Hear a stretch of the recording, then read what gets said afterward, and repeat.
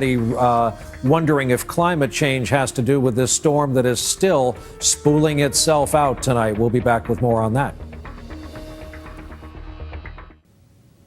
This storm had the lowest low pressure ever recorded in the hemisphere. A storm like this has a way of making you ask questions like, what's happening to our world and our weather? And yes, people are raising global warming already.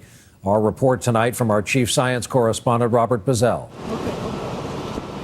Another storm of the century, a bit more than a year after the last one in the same place. Most scientists have no doubt of the overall cause. We have a new normal, really. It's the background environment for all weather systems has changed. And even some politicians agree. Anyone who says there's not a dramatic change in weather patterns, I think is denying reality. Everyone agrees that no single weather event can be attributed to the warming of the atmosphere from human-produced carbon dioxide. But many experts say it plays a big role. Human beings don't make hurricanes, but long-term climate change as a result of human activities can certainly interact with hurricanes and in some cases make them worse. Increasing carbon dioxide, many scientists say, warms the air, but its major effect is on the oceans. It builds up and the memory of it is in the ocean. And so the oceans are warmer than they used to be, not just at the surface, but below the surface. Hurricanes get their energy from warm oceans, making them potentially more powerful. Just as important, warmer oceans mean rising sea levels. The sea levels are higher now than they were just a few decades ago. And that means that every storm has a greater chance of washing over the levees, just as Sandy did. Scientists say global warming, by changing weather patterns, also contributes to more intense droughts and wildfires as well. And they say it will take decades to reverse the effects of the global warming already in place, even if we started now.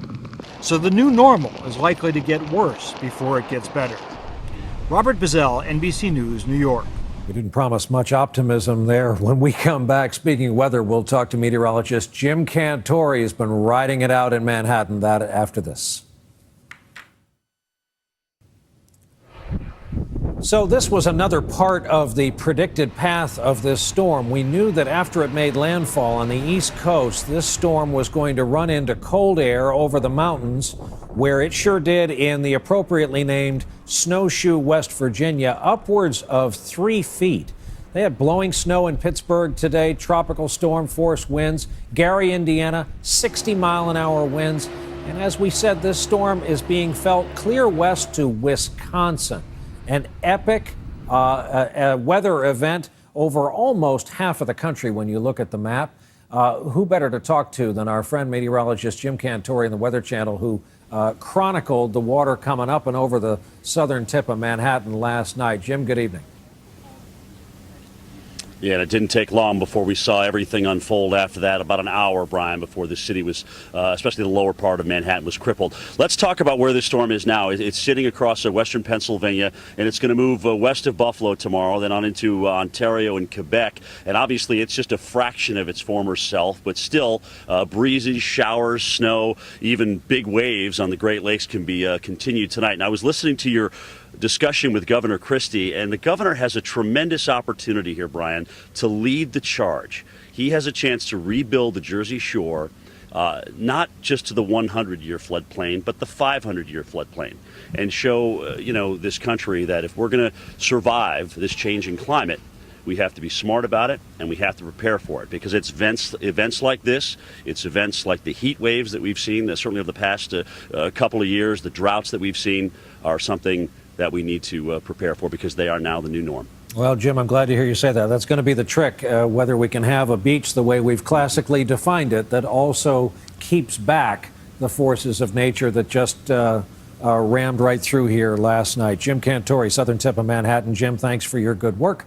And we'll take another break. We'll be right back.